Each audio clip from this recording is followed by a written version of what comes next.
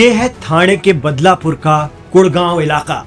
यहाँ इन दिनों एक अजीब सा सन्नाटा है। यहाँ के लोग बेहद शर्मिंदा हैं कि उनके इलाके में अक्षय शिंदे जैसा हैवान रह रहा था, जो रोज आते जाते उनसे रूबरू होता था। बावजूद इसके किसी के मन में क्या खुराफात चलती है, ये भांपना आम लोगों के लिए इतना आसान भी नहीं है। इस इलाके के लोग बदलापुर स्कूल वारदात के बाद से सदमे में हैं। स्कूल की 3-4 साल की 2 बच्चियों के यौन उत्पीड़न के आरोपी अक्षय को तो पुलिस ने गिरफ्तार कर लिया है, लेकिन उसके कुड़गांव में घर पर भी भीड़ का गुस्सा फूटा। घटना से गुस्साए लोगों ने आरोपी के घर पर तोड़फोड़ की है, लेकिन शायद लोगों के गुस्से को भांपकर अक्षय के घर वाले पहले ही घर पर ताला लगाकर कहीं चले गए हैं।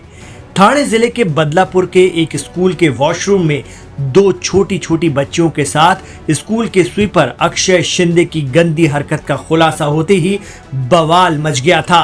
गुस्साई भीड़ ने बदलापुर रेलवे स्टेशन को घेर लिया था और लोगों ने इस मामले में स्कूल प्रबंधन से लेकर पुलिस तक पर लापरवाही के आरोप लगाए थे। इस वारदात ने देश को हिलाकर रख दिया है। लोग अपनी बच्चियों को लेकर बेहद असुरक्षित महसूस कर रहे हैं।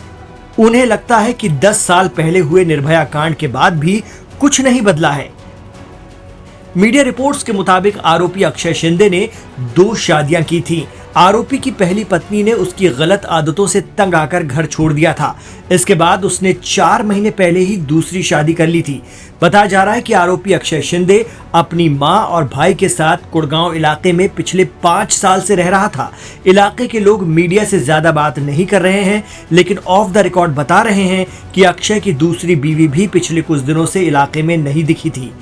पहले आरोपी और उसका परिवार कहीं और रहा करता था, लेकिन नगर निगम ने उनकी झुग्गी तोड़ दी थी, इसलिए वो लोग कुड़गांव में आकर रहने लगे।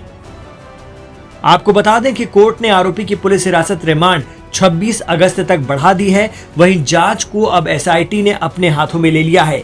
इस मामले में बदलापुर पुलिस की कार्रवाई और लेट लतीफी पर भी कई सवाल खड़े हो रहे हैं। आरोपी अक्षय शिंदे को यौन अपराधों से बच्चों का संरक्षण यानी पॉस्को अधिनियम के तहत और साथ ही कई अन्य धाराओं में गिरफ्तार किया गया है। वहीं बदलापुर मामले में बॉम्बे हाई कोर्ट ने गुरुवार 22 अगस्त को महाराष्ट्र पुलिस से पूछा कि ठाणे जिले के बदलापुर में एक स्कूल में 2 नाबालिग लड़कियों के कथित यौन शोषण के मामले में दूसरी पीड़िता का बयान क्यों दर्ज नहीं किया गया। अदालत ने दूसरी पीड़िता का बयान दर्ज करने में हुई देरी के लिए पुलिस से स्पष्टीकरण भी मांगा। जस्टिस रेवती मोहिते डेरे और जस्टिस पृथ्वीराज चौहान की खंडपीठ ने कहा, क्या आपने दूसरे बच्चे का बयान दर्ज करने का कोई प्रयास किया है?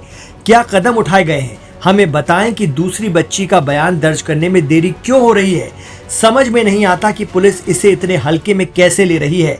हाईकोर्ट ने स्कूल में 2 बच्चियों के कथित यौन उत्पीड़न की घटना को स्तब्ध कर देने वाला करार देते हुए कहा है कि लड़कियों की सुरक्षा से कोई समझौता नहीं किया जा सकता।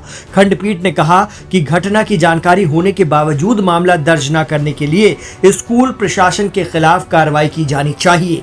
अदालत ने एफआईआर दर्ज करने में देरी के लिए पुलिस की भी आलोचना की है। बॉम्बे हाईकोर्ट ने ठाणे जिले के एक स्कूल के शौचालय में पुरुष सहायक द्वारा 12 और 13 अगस्त को 3 और 4 साल की 2 बच्चियों के यौन उत्पीड़न के मामले का स्वतः संज्ञान लिया है।